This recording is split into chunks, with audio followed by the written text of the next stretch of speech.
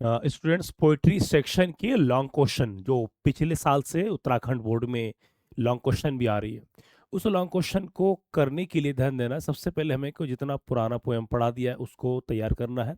उसके बाद central idea के जितने भी क्वेश्चन करा दिया वो। दूसरी बात क्या है, लॉन्ग क्वेश्चन का मतलब होता है complete story of the poem. ठीक है, इसमें कैरेक्टर, इसमें क्या विशेषता, क्या खूबी है, क्या उपमा अलंकार विभक्ति है, इन चीज़ों को हमको ऐड करना। मेन चीज़ फैक्ट, इसका मतलब सिंपल लैंग्वेज में समझिए कि इसमें आपको केवल स्टोरी ही को समझना है, स्टोरी को क्या डिफाइन करना है, डिस्क्राइब करना है। ठीक है, तो आप यहाँ पर स्क्रीन पर देख सकते हैं।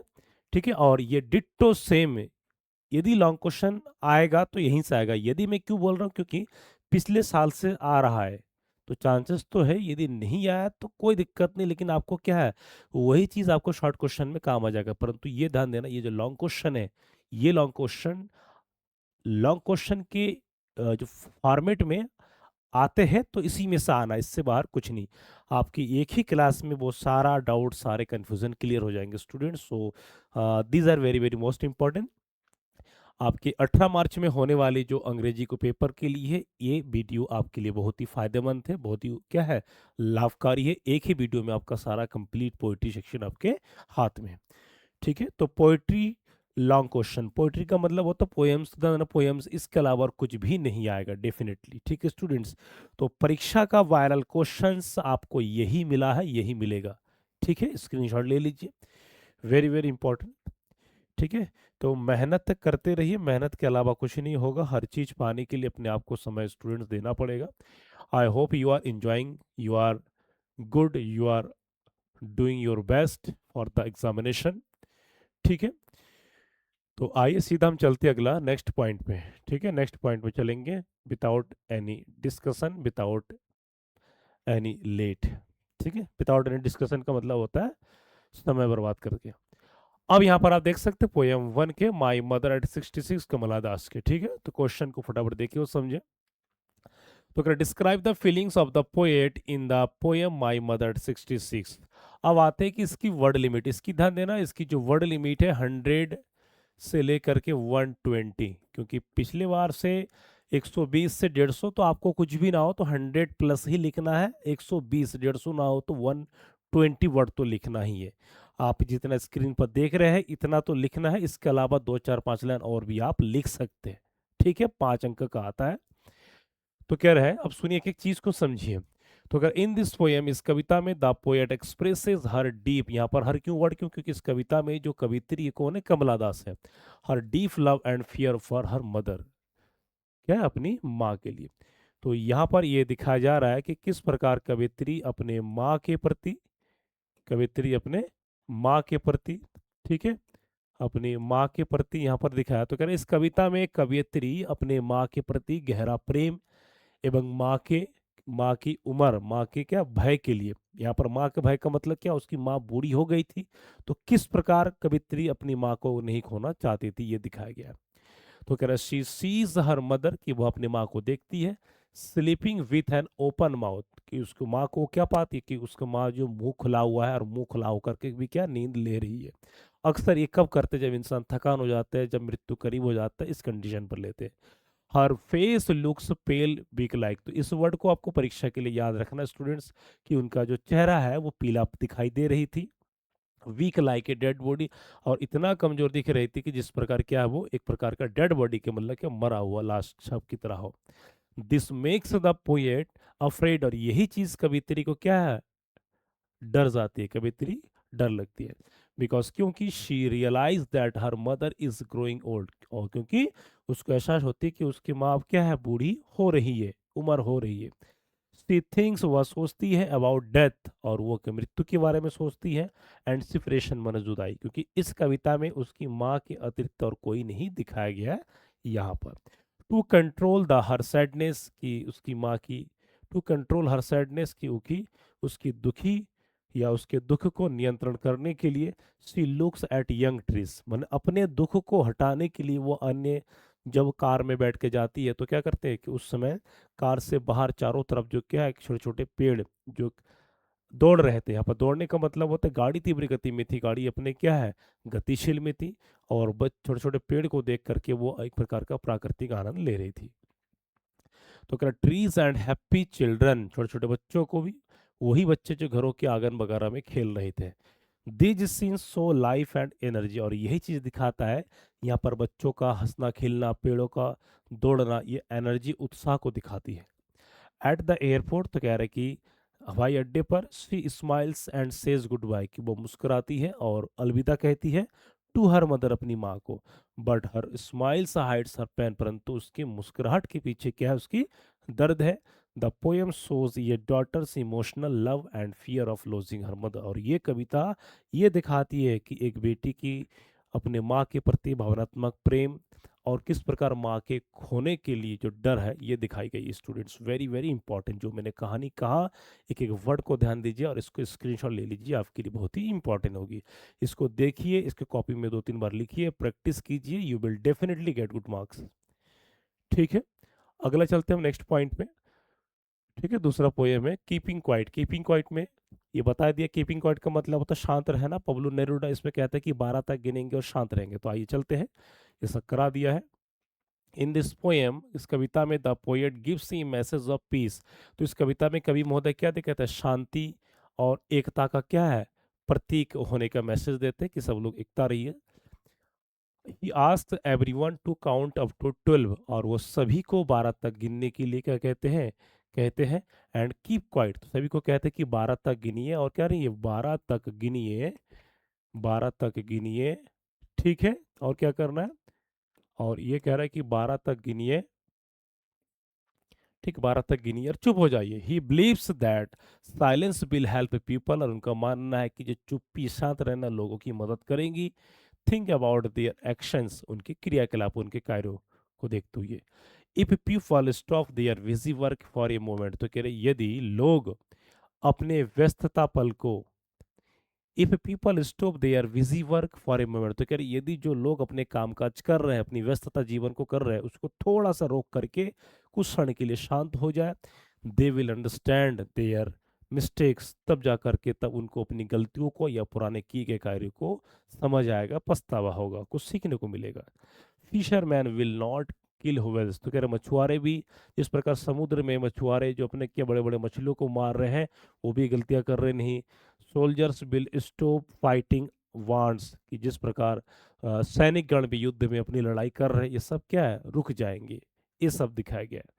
The poet does not support total inactivity, तो कह रहा है कि कवि महोदय क्या है, निष्क्रियता, यहाँ पर टोटल का मतलब होता है संपूर्ण निष्क्रियता की मदद नहीं करेंगे, सपोर्ट नहीं करेंगे। He only suggest a short pause to think deeply, केवल यहाँ पर गंभीर विषय को सोचने के लिए मजबूर है। ठीक है, ये सुझाव देते हैं सभी को कि सोचिए, this silence will create peace and harmony in the world.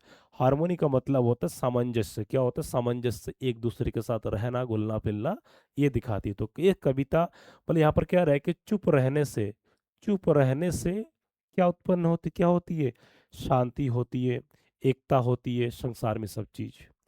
यदि सारा दुनिया एक ही साथ एक जैसे होते तो ये युद्ध ना होते, ना किसी प्रकार के किसी से कोई बात विवाद लड़ाई झगड़ा होता। ठीक है, तो कह रहा the poem teaches love understanding and unity among all people, तो कह रही ये कविता क्या सिखाती है, कविता सिखाती है लव, प्रेम सिखाती है, लव अंडरस्टैंडिंग, लव सिखाती है मतलब प्रेम सिखाती है, समझना को सिखाती है, and unity among the people, और लोगों के मैंने लोगों के बीच में एकता, समझ, प्रेम, इन चीजों को दिखाती है। इस कविता में कवि महोदय ने बल दिया है कि लोगों को समझाने की, लोग समझे, समय निकाले। ठीक है, और समय कब निकलेगा, जब अपनी सारा कामकाज को बंद करेंगे। स्क्रीनशॉट ले लीजिए students, very very important point है। अगला पॉइंट है आपका पोएम 3, ये थिंग ऑफ ब्यूटी, वस्तु की सुंदरता। वस्तु की सुंदरता में ध्यान देना, जॉन कीट, जॉन कीट कवि महोदय इस कविता में प्राकृतिक सुंदरता किस प्रकार बने रहती है, प्राकृतिक सुंदरता से किस प्रकार मनुष्य अपनी पुराने या अपनी गंभीर जो चिंता है उसको भूल जाते हैं। तो सुंदरता या वस्तु की सुंदरता या कोई प्राकृतिक चीज से इंसान की मन मिजाज किस प्रकार अलग कंडीशन पे ले जाते हैं, इसको दिखाया गया। स्क्रीनशॉट ले लीजिए स्टूडेंट्स, वेरी वेरी इंपॉर्टेंट। ये जितना बता दे रहा हूँ सारे के सारे सिलेक्टेड है, कोई भी अधिकतर पेपर में आपका lesson sorry poem first second third आता है और लास्ट वाला फोर्थ आता है। तो कह रहा how does the poet describe the importance of beauty in human life. तो कह रहे कभी किस प्रकार वर्णन करते हैं कि मानव जीवन में सुंदरता का महत्व को। ठीक है, तो कविता कौन है, ए थिंग ऑफ ब्यूटी में। ठीक, वेरी वेरी इंपॉर्टेंट है, इसमें कोई दो राय नहीं है, इसको आप नोट डाउन कर लीजिए स्टूडेंट्स। तो कह रहा the poet says that beauty is a source of endless. तो कह रहा है कविता कह रहे कवि महोदय कहते हैं कि सुंदरता क्या है, एंडलेस का मतलब होता है एंडलेस जॉय, कि ना समाप्त होने वाले आनंद का क्या है, सोर्स से सुंदरता प्रतीक है। A beautiful things give us happiness for ever and never losses it's charm. तो कह रहा है कि ये एक सुंदर चीज हमेशा क्या देती है, हमेशा खुशहाली देती है और कभी ना खत्म होने वाली वो खुशियाँ देती है। तो अगर नेचर लाइक ट्री कह रहा प्रकृति जिस प्रकार जैसे पेड़ हो गए, फूल हो गए, नदियाँ हो गए, सन एंड द मून सूर्य चंद्रमा हो गए, मेक्स आवर लाइफ पीसफुल। ये सब क्या करते हैं, ये सब हमारे जीवन को खुशहाली बताते हैं। ठीक है, एक अच्छे जीवन जीने के वो सारे पहलू बताते हैं, मन में सारी पॉजिटिविटी ले आती हैं। वैन वी फील सैड जब हमें दुख होती है, या हम टायर्ड थका हुआ होते हैं, beautiful things give us comfort and hope. तो अब क्या करते हैं कि प्राकृतिक चीज़ या सुंदर चीज़ हमको एक आरामदायक जीवन के लिए देती है या कोई नया उम्मीद जगाती है, ये में दिखाया गया है। They remove negativity thoughts from our mind. और तब क्या करते हैं, ये सारा चीज़ हमारे मन में मस्तिष्क में जो नकारात्मक विचार है उसको दूर कर देते हैं, ये दिखाया गया है।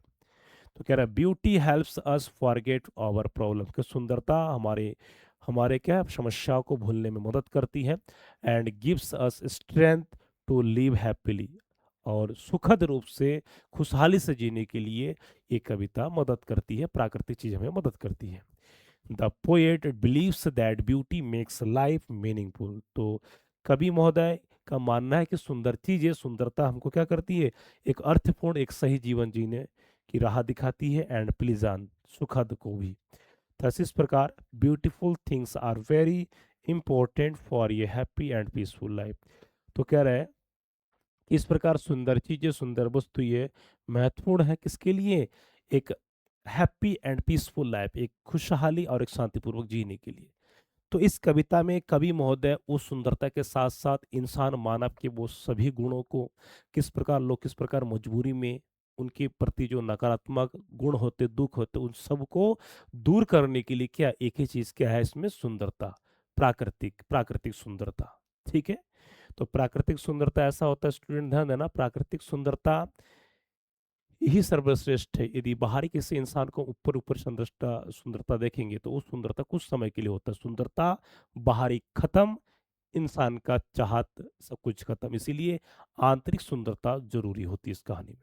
ठीक है, तो ये दिखा अगला पोएम है आपका, ये रोड साइड स्टैंड। ये रोड साइड स्टैंड ये रोड साइड स्टैंड क्या है, रॉबर्ट फ्रॉस्ट की। तो रॉबर्ट फ्रॉस्ट की ये road side stand, Robert Frost में। तो इस कविता में जैसे कि बता दिया था कि यहाँ पर ध्यान देना कि नॉर्थ और साउथ के लोग, शहरी लोग क्या आते हैं, वहां पर कीमत पूछ के चले जाते हैं। इस कहानी में एक गरीब झुग्गी झोपड़ी वाले लोग किस प्रकार सड़क के किनारे, रोड के किनारे छोटा सा एक झुग्गी झोपड़ी डाल के दुकान लगाए हुई है, और उसमें क्या है, जैसे फल या जंगल की कोई सब्जी या जंगल के कोई जंगली बेर हो गया, कद्दू हो गए, सब क्या लेके बैठे हैं, जो नॉर्मली एक देहाती इलाकों में या गरीब इलाकों में दिखने मिलती है। उनका उनका उद्देश्य है कि जबकि उनके पास कोई अच्छे साधन नहीं है, केवल उनका ये है कि लोग यहाँ से जो गुजरे, जो शहरी लोग जो गुजरे, उनसे वो चीज़ें खरीदे, और ताकि उनसे उनका जीवन, उनकी जीविका चल सके। परंतु ऐसा नहीं होता है, यहाँ पर कार या जो शहरी लोगों को सेल्फिश मतलबी बताया गया है। ठीक है, किसके द्वारा, कवि महोदय के द्वारा। तो आइए जान लेते हैं question, describe the problems of rural people. तो कह रहा है कि वर्णन करे ग्रामीण लोगों की समस्या को, as shown in the poem, कि जैसे कि कविता में दिखाया गया ये रोड साइड स्टैंड। ठीक है स्टूडेंट्स, हाँ, पुराने कविता को यदि कोई डाउट हो तो आप सीधा पुराने कविता में भी जाने के बाद फिर देख के समझ के फिर सेंट्रल आइडिया को देख के फिर इसको, तो आपको ज़्यादा बेहतर समझ में आ जाएगा। तो कह रहा इन दिस पोएम, इस कविता में the poet shows the poor condition of villager. तो कह रहे इस कविता में कवि महोदय ने क्या दिखाया है, ये दिखाते हैं कि जो गांव वाले की जो दयनीय दशा है उनको दिखाते हैं। दे ओपन ये road side stand to sell their goods, की वे लोग सड़क के किनारे एक स्टैंड लगाते, छोटा सा झुग्गी झोपड़ी लगाते हैं, क्या करने के लिए? To sell their goods and earn money, कि अपने वस्तुओं को खरीदने के लिए, वस्तुओं को बेचने के लिए, ताकि कुछ पैसे उनसे कमा सके। अर्न मनी का मतलब पैसे कमाना, अर्न मीन्स कमाना वर्ब है। They hope that rich city people, और ये लोग उम्मीद करते हैं कि शहरी rich city people will buy their products. बताया ना कि जो शहरी लोग हैं, ये लोग उम्मीद करते हैं कि शहर के लोग इनसे उनकी जो प्रोडक्ट्स, जो भी सामान बेच रहे हैं, वो खरीदेंगे एंड हेल्प दम, और उनकी मदद करेंगे। What what most city people ignore दम, परंतु अधिकतर जो शहरी लोग हैं उनको इग्नोर कर देते हैं, अनदेखा कर देते हैं, मतलब नहीं पड़ता उन लोगों को, तो बहुत ही selfish. Some only stop to complain और आस्क फॉर डायरेक्शन, कुछ लोग, शहरी लोग वहाँ पर रुकते हैं, कुछ शिकायत करते हैं, कुछ पूछते हैं कि किस तरफ जाना है ये रोड। कभी कभी नहीं होता कि आप कहीं पर जा रहे हो, या छोटा मोटा कोई दुकानदार के मिले, उनको लगेगा शायद कुछ सामान खरीदेंगे, परंतु आप सामान ना खरीद के केवल पूछते कि हमें अगला वहाँ जाना है, कितना दूरी होगा। तो आप बता तो देते हैं वो, लेकिन उनके मन में एक प्रकार की एक उम्मीद वो रह जाता है दबके कि अरे हमसे कुछ खरीदा नहीं ना। क्लियर? तो यहाँ पर देखिए, द ब्लेजर्स फील डिसअपॉइंटेड, गांव वाले को काफी दुखी है वो। एंड हेल्पलेस, और वो क्या है? असहाय है, कुछ कर नहीं पाते। They want a better life but do not get support, कि वे लोग एक अच्छी जीवन चाहते हैं, परंतु but do not get support, परंतु उनको कोई भी मदद नहीं मिलता है। द पोएट फील्स सिंपैथी, कवि महोदय यहाँ पर क्या फील्स सिंपैथी फॉर देम, इस कविता में कवि महोदय ने अपनी सहानुभूति इन लोगों के लिए दिखाया है। ठीक है, अब क्या कर सकते हैं? He says that the government and society, तो कवि महोदय का मानना है कि सरकार या समाज को, सोसाइटी को, शुड हेल्प पुअर विलेजर्स, की गरीब गांव वालों की मदद करना चाहिए। The poem shows the difference between villager and city life, तो यह कविता ये दिखाती है कि जो गांव के लोग और शहरों के लोगों के जीवन में काफ़ी डिफरेंसेस है, काफ़ी भिन्नता है, काफ़ी अलग अलग होता है। ठीक है, तो ये चीज़ दिखाया कि स्टूडेंट्स वेरी वेरी इंपॉर्टेंट है, और होना भी स्वाभाविक है। होना भी क्या है? स्वाभाविक है, क्योंकि ध्यान देना, इंसान कहते नहीं, एटमॉस्फेयर, वातावरण, शहर के अलग होते हैं, गांव के अलग होते हैं, लेकिन गांव की कुछ सुख सुविधाएं जो उचित रूप से नहीं मिल पाती हैं, जो शहर में है, और शहर में जो सुख सुविधा होने के बावजूद भी जो सुकून मिलता है वो नहीं मिलता है जो गांव में है। तो कहीं ना कहीं दोनों के पहलू अलग अलग होते हैं, हमको वही चीज़ को यहाँ डिफाइन करना है, आंसर में लिखना है। ठीक है, अब क्या ये जो क्वेश्चन आंसर है, ये जो आंसर है, या इसी तरीके से आप डायरेक्ट भी लिख सकते हैं, या इसको हेडिंग हेडिंग बना के लिख सकते हैं, इंट्रोडक्शन, कंक्लूजन, बीच में और भी कोई दो दो इंपॉर्टेंट हेडिंग भी आप बना सकते हो। दोनों विधि बेस्ट है, इसमें कोई दिक्कत नहीं है। ठीक है, हेडिंग बनाने से भी इम्प्रेशन जमेगा। इसको थोड़ा सा इस तरीके से लिखोगे वो भी सही, मतलब आपका पॉइंट, आपका आंसर रिलेटेड होना चाहिए। ये नहीं कि अनसिन पचे उठा के लाइन चलाएंगे, ऐसा नहीं चलता है। अब सिलेबस वो जमाना नहीं रहा, 2026 का आ गया है। ठीक है, तो कह रहा पोयम 5 है, एंट जेनिफर्स टाइगर्स, चाची जेनिफर की बात। इस कविता में तो ये दिखाया गया कि चाची जेनिफर किस प्रकार वैवाहिक जीवन से वो संतुष्ट नहीं है। वो उसको लगता है कि वो वैवाहिक जो विवाह जीवन है उनका बोझ लगता है। क्या लगता है स्टूडेंट? बोझ लगता है। वो समाज के बहुत सारे शोषण शोषण हुए लोगों के बारे में भी बताता है, किस प्रकार बाघ को निडर, किस प्रकार बाघ को बहादुर का प्रतीक माना है, लेकिन परंतु खुद वहां पर क्या दिखाती है कि कमजोर है। It means that Aunt Jennifer is not satisfied with her marriage life या married life. She is not happy with her husband because her husband is very different mentality person. ठीक है, तो इसको देखिए, तो कह रहा है कि what does the poem Aunt Jennifer's Tiger tell us about Jennifer's life, explain. ठीक है, तो कह रहा है कि यहाँ पर क्या कह रहा है कि कविता चाची जेनिफर की बाग tell us about Jennifer's life, कि जेनिफर की जीवन के बारे में बताता है। वो क्या बताते हैं, समझाइए। तो कह रहा है the poem shows that and Jennifer is unhappy in her married life. तो कह रहे कविता ये दिखाती है कि चाची जेनिफर अपने वैवाहिक जीवन में अनहैप्पी है, दुखी है। ठीक है, शी फील्स अफ्रेड, कि वो डरा हुआ महसूस करती है, वीक और कमजोर महसूस करती है। Her hands shake while doing embroidery, तो कह रहा उसकी जो हाथ जो है, जब वो एम्ब्रॉयडरी का मतलब होता है कि जब कोई कपड़ा के ऊपर जब सुई से लेकर कुछ बनाती है तो उसके जो क्या है, यहाँ पर वो दिखाया गया है कि उसके हाथ जो कांपते हैं। इट मीन्स यहाँ पर वीकनेस को दिखाया, और वीकनेस का मतलब होता है कि किस प्रकार दबाव में है वो। दे हैवी, तो कह रहा the heavy wedding ring on her hand shows her responsibilities and fear in marriage life. तो कह रहा उसके जो कह रहे द हैवी वेडिंग रिंग, और उसके हाथ में जो भारी सा एक अंगूठी है, रिंग है, ठीक है, और वो दिखाती है कि किस प्रकार उसने वैवाहिक जीवन में किस जिम्मेदारी में है, और किस प्रकार के विवाह के क्या है, फियर इन मैरिज की विवाह के भय में है। शी फील्स अप्रेज्ड, और यहाँ पर उसको शोषित, अत्याचार पाया हुआ गया है, ठीक है, एंड कंट्रोल्ड, परंतु फिर भी वो नियंत्रित है। मतलब यहाँ पर चाची जेनिफर अपने आप को ऑप्रेस्ड पाया है, शोषित, शोषण हुआ पाया है, क्योंकि वो जो चाहती वो कर नहीं पाती है, ठीक है, बंदिश, सारे बंदिश बोझ है। But the tigers she makes are strong, fearless and proud. तो यहाँ पर एक चीज तो ये दिखाया गया, तो कह रहे कि जो यहाँ पर उन्होंने ध्यान देना, तो कह रहा है यहाँ पर ध्यान देना, एक चीज यहाँ पर दिखाया गया स्टूडेंट्स, ठीक है, यहाँ पर एक चीज मैं दिखा दे रहा हूँ, क्या है, इसको समझिए कि परंतु चाची जेनिफर जो बाघ को, तो कह रहा what the tigers she makes are strong, fearless and proud. चाची जेनिफर जो बाघ बनाती है, उस बाघ को क्या पाया है, स्ट्रॉन्ग। क्यों बाघ स्ट्रांग, मतलब उसके जैसा नहीं है, अपने बाघ मतलब अपने आप को फील करके बाघ को स्ट्रांग दिखा रही है, फियरलेस दिखा रही है, निडर दिखा रही है, प्राउड, किस प्रकार वो अपने प्राउड है, ये दिखा रही है। तो कह रहा है they walk confidently in the forest. तो कह रहा है यहाँ पर दे शब्द किन के लिए, यहाँ पर दे शब्द किन के लिए, ध्यान देना, ये टाइगर्स के लिए यूज हुआ है, कि किस प्रकार यहाँ पर ये भी दिखा रहा है कि बाघ जंगल में कॉन्फिडेंटली, आत्मविश्वास के साथ चलते हैं। The tiger show the freedom, और बाघों को फ्रीडम दिखाया गया, आजाद दिखाया गया, एंड कौरज, साहस को दिखाया गया, दैट जो चाची जेनिफर वांट्स इन हर लाइफ। तो कह रहा चाची जेनिफर भी यही चीज जीवन में चाहती है, परंतु इसको इस तरीके से नहीं है। तो कह रहा even after her death the tigers will remain. तो कह रहे चाची जेनिफर की मृत्यु के बाद the tigers will remain bold and fearless. तो यहाँ पर बोल्ड माना साहस, फियरलेस माना निडर को दिखाएंगे, माना याद किया जाएगा, रिमेन।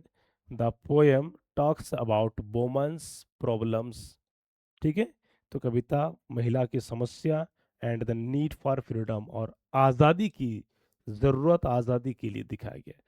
तो इन संपूर्ण पोयम में, इस संपूर्ण पोयम में किस प्रकार चाचा जेनिफर के विरुद्ध होकर के, जेनिफर चाचा किस प्रकार चाची को एक बोझ तले एक वैवाह जीवन में दिखाया गया है। तो ये सारे के सारे जो पोयम है, आपको ध्यान देना, ये इंपॉर्टेंट है, स्क्रीनशॉट लीजिए। एक एक कविता आपके लिए बहुत इंपॉर्टेंट है, एक एक कविता, स्टूडेंट ध्यान देना, इस आपके इस 30 मिनट्स के वीडियो में, आधे घंटे के वीडियो में आपको वो सारा चीज़ मिल रहा है। तो एक वीडियो आपके लिए बहुत ही इंपॉर्टेंट है, और जो स्टूडेंट्स नए हैं वो तुरंत सब्सक्राइब कीजिए, बेल आइकन दबाइए, शेयर कर दीजिए तुरंत, ठीक है, क्योंकि आपके एक शेयर से किसी की मदद हो जाएगा।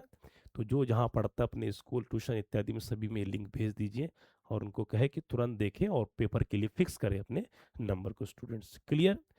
तो I hope this topic is very very important students. और मैं एक ही बात कहूँगा कि तैयारी कीजिए, ध्यान देना, तैयारी के अलावा जीवन में और कुछ नहीं हो सकता है। Life is nothing without preparation, ठीक है, ये चीज़ का ध्यान रहे, बिना तैयारी के कुछ होगा नहीं, इसके अलावा कोई ऑप्शन नहीं है। दूसरी चीज़, आप जब रिवीजन करेंगे स्टूडेंट, क्या करेंगे, आप जब रिवीजन करेंगे तो रिवीजन करते समय किन किन चीज़ों को आपको देखना है स्टोरी पोयम में, इन चीज़ का आप देखिए। यहाँ पर मैं एक बार मैं बता दे रहा हूँ, एक बार मैं यहाँ पर बता दे रहा हूँ कि किन किन चीज़ों को आप करेंगे ताकि आपका बेहतर हो सकेगा। तो ध्यान देना, नंबर 1 आपको यहाँ पर, ठीक है, तो नंबर 1 आपका ये चीज़ है कि जो आप रिवीजन रिवीजन जब आप करेंगे स्टूडेंट्स, तो आपको स्पेशली ये ध्यान देना पड़ेगा, स्टोरी, पहले तो स्टोरी आपको याद रखना पड़ेगा। दूसरा चीज़, इसके जो कैरेक्टर्स है, क्या है, कैरेक्टर्स है, ये कौन कौन कैरेक्टर है। तीसरा आपका आता है वर्ड मीनिंग्स, क्या आता है, वर्ड मीनिंग्स। जब इन तीन चीज पर आपको कमांड होगा, तो ध्यान देना, इसमें आपको 100% आपकी क्या तैयारी अच्छी दिखेगी पोयम्स में, इन चीज़ों को, ये मोस्ट इम्पॉर्टेंट स्टूडेंट्स, परीक्षा का केवल यही एकमात्र सूत्र है। इन चीजों को आपको ध्यान देना, इसके अलावा और कुछ भी नहीं देना है। क्लियर? कोई डाउट किसी को? सारा चीज तो ये एग्जाम से रिलेटेड है। ठीक है, इसके अलावा कुछ नहीं आएगा। थोड़ा पढ़िए, थोड़ा गुनगुनाइए। कोई भी चीज है ना, जैसे पोयम होगा, और उसके अलावा ध्यान देना, इसके अलावा अपने आप को यहाँ एक चार्ट फिक्स कर लीजिए। जैसे क्या है यहाँ पर, जैसे यहाँ पर ध्यान देना कि जैसे यहाँ पर मैं बता दे रहा हूँ आपको। हम्म, एक पॉइंट ये है, यहाँ पर पोयम और यहाँ पर पोएट, इस तरीके से। तो 1 2 3 4 5। तो यहाँ पर क्या करेंगे, यहाँ कविता का नाम लिखिए और यहाँ कवि का नाम लिखिए, 1 2 3 4 5। तो इस तरीके से जब करेंगे ना, तो आपको याद रह जाएगा, ये वाला पोएम, ये वाला पोएम, इसका कविता का रॉबर्ट फ्रॉस्ट है। तो ये इस तो आपको सारा कंसेप्ट क्लियर हो जाएगा। इसके अलावा और कोई कुछ नहीं, बस प्रैक्टिस कीजिए, प्रैक्टिस कीजिए। पोयम को बस 2 से 3 बार प्रैक्टिस कीजिए। 3 बार क्या करेंगे, प्रैक्टिस जब करेंगे ना, तो आपका डेफिनेटली आपको एक अच्छा कॉन्फिडेंट आएगा, 100% आपको क्या आएगा, कॉन्फिडेंट आएगा कि नहीं, I am perfect in my poetry section. बहुत सारे बच्चे पोइट्री को वैल्यू देते नहीं है, तभी उनका परसेंटेज बनता नहीं है। 95, 96, 97, 98, ये परसेंटेज उन्हीं का बनता है जो सारा चीज को तरीके से हल करते हैं। आप हैवी लैंग्वेज का यूज मत कीजिए, आपको सिंपल सरल ग्रामर के माध्यम से लिखिए, लेकिन पूरा करिए। ठीक है, पूरा मतलब पूरा क्वेश्चन को करेंगे ना, तो आपको अच्छा नंबर मिल ही जाएगा, ये मेरा वादा। आप कर सकता, आप में वो काबिलियत है, आप जरूर कीजिए, अच्छा मिलेगा। बाकी मिलते हैं नेक्स्ट वीडियो में।